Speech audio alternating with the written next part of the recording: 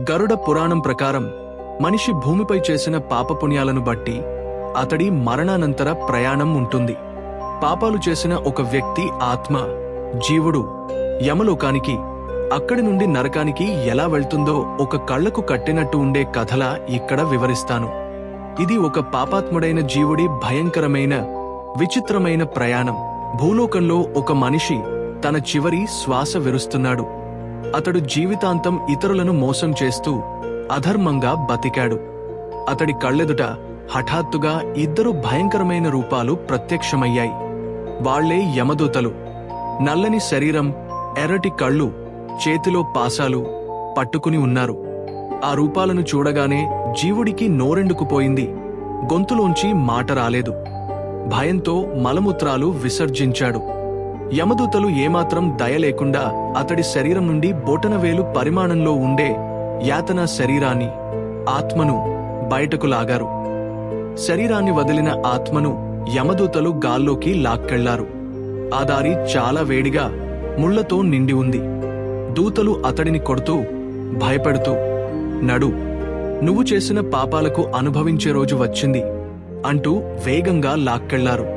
మొదటి రోజే యమలోకానికి తీసుకెళ్లి అక్కడ యముడి భయంకర రూపాన్ని చూపిస్తారు. అది చూసి జీవుడు వణికిపోతాడు. అయితే అప్పుడే శిక్షలు పడవు. "ఇదిగో, నీకు కాసేపట్లో నీ ఇంటికి పంపిస్తున్నాం. అక్కడ నీ వాళ్లు పెట్టే పిండాలు తిని మళ్లీ ఇక్కడికే రావాలి" అని చెప్పి దూతలు అతడిని తిరిగ భూలోకానికి తెస్తారు. భూలోకంలో చనిపోయిన వ్యక్తికి కుటుంబ సభ్యులు ఉత్తర క్రియలు, కర్మలు చేస్తుంటారు. ఆ 12 రోజులు ఆ ఆత్మ తన ఇంటి చుట్టూనే తిరుగుతుంది. బంధువులు పెట్టే పిండ ప్రదానం ద్వారా ఆత్మకు రాబోయే సుదీర్ఘ ప్రయాణాన్ని తట్టుకునే శక్తి లభిస్తుంది. ఒకవేళ ఎవరైనా కర్మలు సరిగ్గా చేయకపోతే ఆత్మ ఆకలదప్పులతో అలమటిస్తూ నరకప్రాయాన్ని అనుభవిస్తుంది. 13వ రోజు ఆత్మకు ఒక పూర్తి భోగ శరీరం, శిక్షలు అనుభవించడానికి వీలైన శరీరం వస్తుంది. ఇప్పుడు అసలైన మహాప్రయాణం మొదలవుతుంది. యమలోకానికి దూరం దాదాపు 86,000 యోజనాలు. ఆత్మ ఒంటరిగా, కాళ్లకి చెప్పులు లేకుండా, నెత్తిన గొడుగు లేకుండా ఎండలో, మంచులో నడవాలి. దారిలో 16 భయంకరమైన నగరాలు దాటాలి. ఈ ప్రయాణంలో ఎదురయ్యే అత్యంత భయంకరమైన ఘట్టం వైతరిణి నది. ఆ నది నీళ్లతో ప్రవహించదు. అందులో కేవలం రక్తం, చీము, ఎముకలు, మాంసంకు రూల్స్ ఉంటాయి. అందులో భయంకరమైన మొసళ్ళు, పక్షి రాక్షసులు ఉంటాయి. జీవుడు భూమిపై బతికున్నప్పుడు గోదానం, ఆవును దానం చేయడం చేసి ఉంటే ఒక పడవ వచ్చి అతడిని దాటిస్తుంది. పాపాత్ముడికి ఆ భాగ్యం ఉండదు. అతడు ఆ రక్తపు నదిలో మునుగుతూ, తేలుతూ, అక్కడి జీవుల చేత కొరుకు తినిపించుకుంటూ నదిని దాటాలి.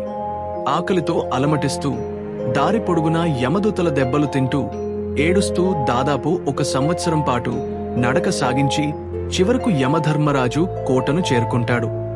అక్కడ సింహాసనంపై యముడు కాలరూపంలో కూర్చుని ఉంటాడు. ఆయన పక్కనే చిత్రగుప్తుడు ఉంటాడు. చిత్రగుప్తుడి చేతిలో శ్రవణాంతకము అనే పుస్తకం ఉంటుంది. అందులో మనిషి పుట్టినప్పటి నుండి చనిపోయే వరకు చేసిన ప్రతి చిన్న తప్పు, ఒప్పు రికార్డు అయి ఉంటాయి. చిత్రగుప్తుడు జీవుడి వైపు చూసి అతడు చేసిన పాపాల లిస్ట్ చదువుతాడు. ఇతడు భూమిపై ఉన్నప్పుడు పరస్త్రీలను వ్యామోహించాడు, పేదలను మోసం చేశాడు, అబద్ధాలు చెప్పాడు, జీవహింస చేశాడు. అన్ని విన్న యమధర్మరాజు ఆగ్రహంతో గర్జిస్తూ, "వీడిని ఆయా పాపాలకు తగిన నరకాలకు తీసుకువెళ్ళండి" అని యమదూతలకు ఆజ్ఞాపిస్తాడు.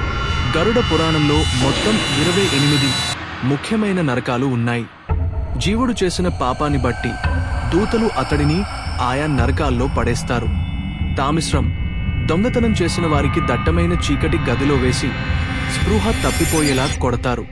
కుంభీపాకం, జీవహింస చేసిన వారికి పెద్ద పెనంలో మరుగుతున్న నూనెలో వేసి జీవుడిని వేయిస్తారు.